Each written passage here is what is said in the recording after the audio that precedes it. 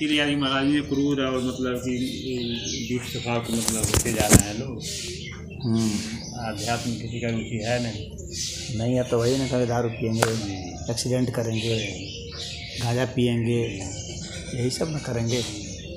इसीलिए समाज में कोई बुराई फैल रही है और ये सब गंदगी जो है फैल रहा है।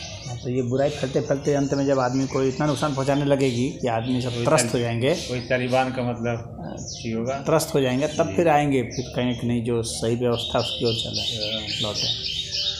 फिर दुखी होना भी समाज के लिए ज़रूरी होता है, रोगी होना भी ज़रूरी होता है, और आतंक से परेशान, तो तमाम तरह की बुराइयों से, भ्रष्टाचार, इन सब से भी परेशान होना ज़रूरी है।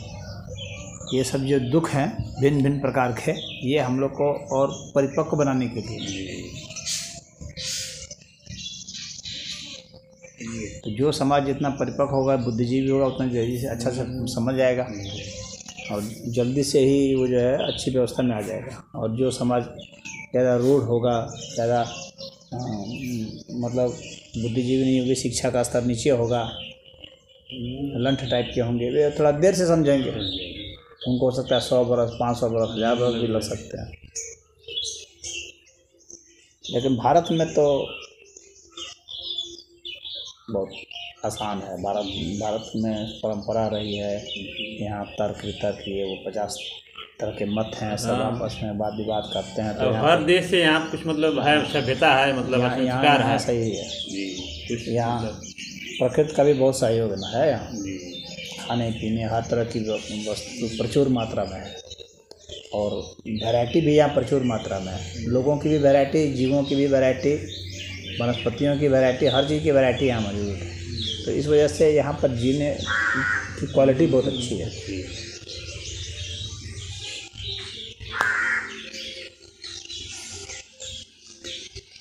अब यहाँ पर वही लोग दुखी हैं, भारत में रह कर के जो दुखी है ना, उससे बड़ा भागा और कोई नहीं है। भारत में रह कर के भी जो दुखी है, उससे बड़ा भागा और कोई नहीं है, क्योंकि यहाँ सुखी होने के लिए हर तरह की व्यवस्था की गई है। सुख होने के, संतुष्ट होने के, शांति प्रिय होने के लिए हर साधन यहाँ बना दिया गया है। इसके बावजूद भी यदि यहाँ पर कोई परेशान है, दुखी है, गरीब है, तो फिर उसमें उसी का अपना ही दोष है। यहाँ की व्यवस्था का दोष नहीं है, मैं मानता हूँ, क्योंकि व्यवस्था तो आपको दे दी गई। हाँ, कैसे आप धनी बनेंगे उसकी भी व्यवस्था दे दी गई है, बता दिया गया है। कैसे संसाधन का प्रयोग करेंगे, संसाधन भी यहाँ प्रचुर मात्रा में है। कैसे आप बुद्धिमान बनेंगे। भारत ही एक ऐसा देश है जहाँ पर कि अधिकतर लोग जो है 3-3 भाषा जानते हैं। भारत में अधिकतर लोग 3-3 भाषा जानते हैं, इंग्लिश, हिंदी और संस्कृत ना, नहीं अपना एक लोकल लैंग्वेज भी जानते हैं, जो बोलते हैं वह तो जानते हैं, ये हिंदी जानते हैं।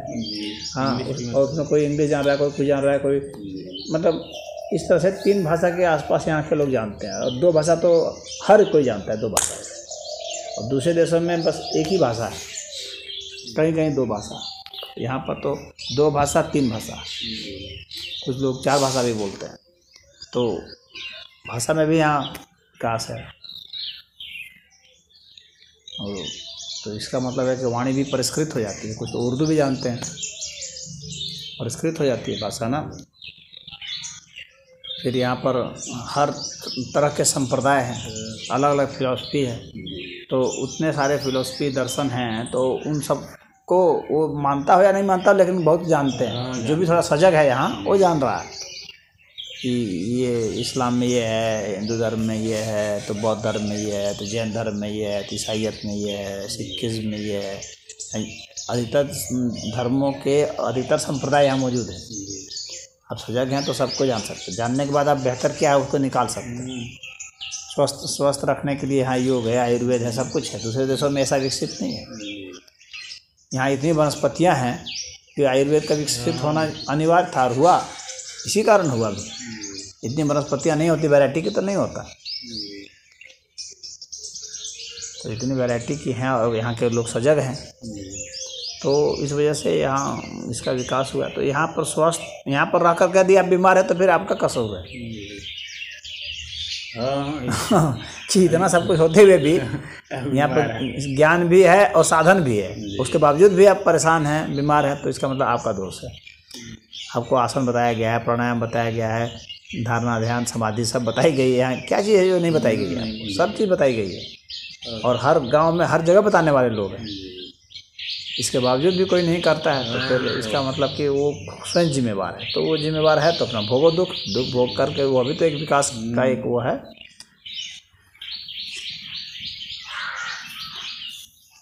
जो जिस क्षेत्र में जाना चाहता है मतलब उसमें वो मतलब उसमें जा सकता है।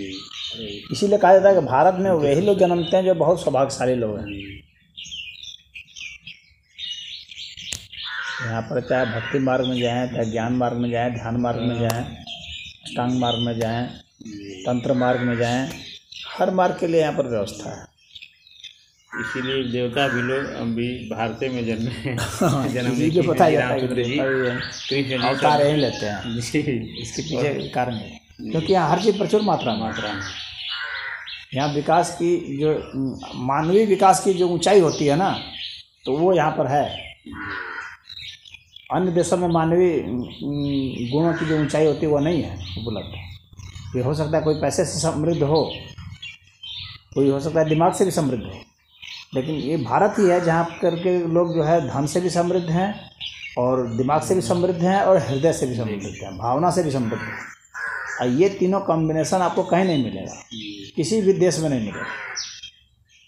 अमेरिका में आपको मिलेगा कि भाई धन से समृद्ध हैं और दिमाग से समृद्ध हैं, दो चीज़ मिलेगा, लेकिन भावना से समृद्ध नहीं है। भावना शून्य व्यक्ति लोग होते हैं। और आध्यात्मिक विकास के लिए यह जरूरी होती है कि भावना आपका होना चाहिए, हृदय की शुद्धता पवित्रता जो होती है वो तो वैसा नहीं है, कोमल हृदय नहीं है। समझ यहाँ तो कार्यक्रम उसी तरह कहीं भी आप जाएंगे, चाहे ब्रिटेन चले जाएं, चाहे कहीं भी चले जाएं, बड़े बड़े जो विकसित देश हैं वो ये कॉम्बिनेशन आपको नहीं मिलेगा। ये भारत में ही कॉम्बिनेशन है, इसीलिए भारत का इतना गुणगान है।